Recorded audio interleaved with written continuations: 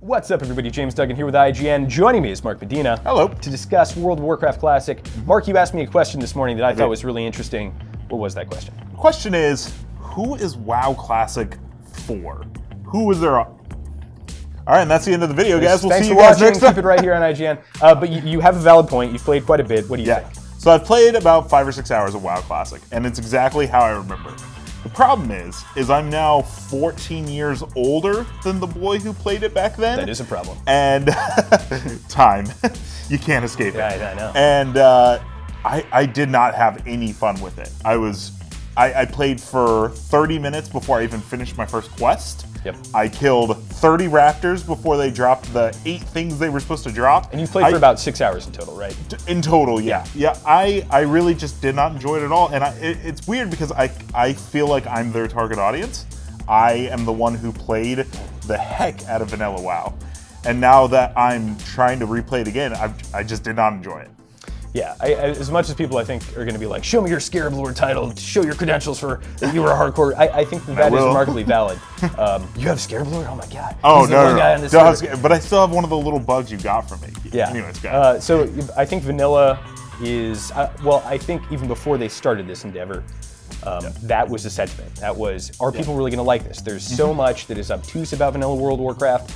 As an example, you talk to a quest giver, you have to wait for them to write out the quest. Right. Totally forgot about that. There are no enemy cast bars without a mod in this version of Vanilla World of Warcraft. No LFG.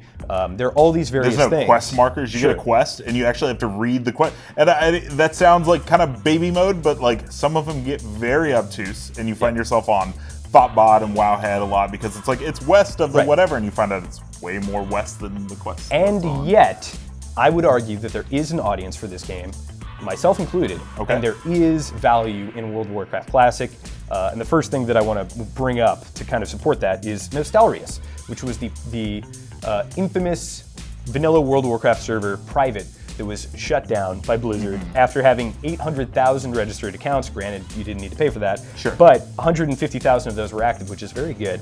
It also had very good concurrent players. And I think that what is worth exploring in this space is not just kind of a, hey, you remember this? Go check it out. I think at some point World of Warcraft, after vanilla, deviated to a place of convenience, to a place of queuing up for experiences instead of engaging with the world. And I think the pinnacle of that thought is flying mounts. The world is a much more cohesive space. It plays fundamentally differently without flying mounts.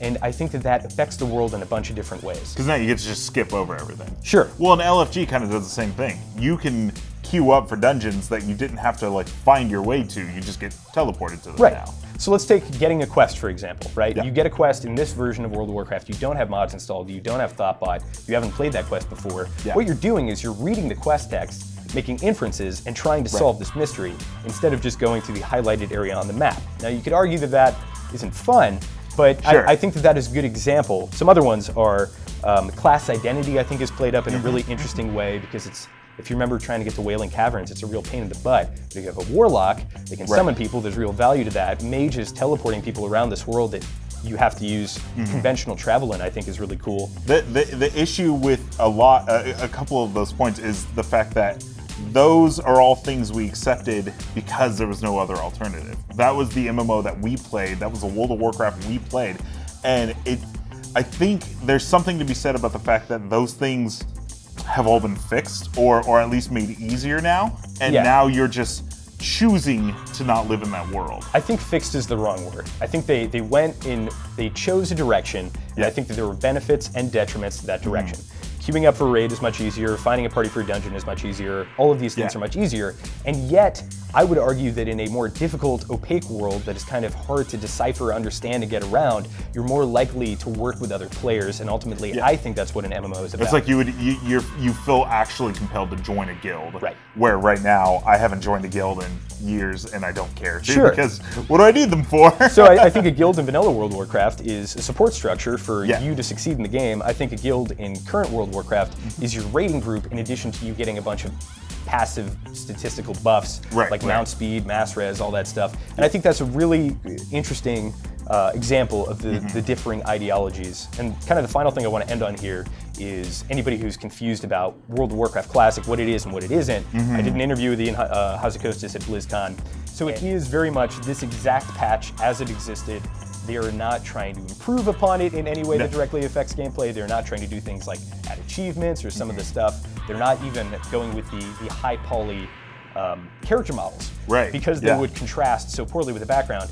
Now, this is not to say that I agree with every single decision with World of Warcraft Classic. I think everybody has their own take on it, but I do think it is worth trying, and I applaud them for doing it. And last question. Do you think it should be free?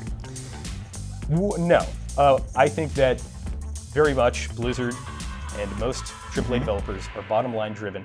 This is something that costs money to maintain, costs money to create. So they're going to want to get their money back. Right. And I think that's the biggest difference between comparing it to something like a private server to this, is that this you still do have to pay money for.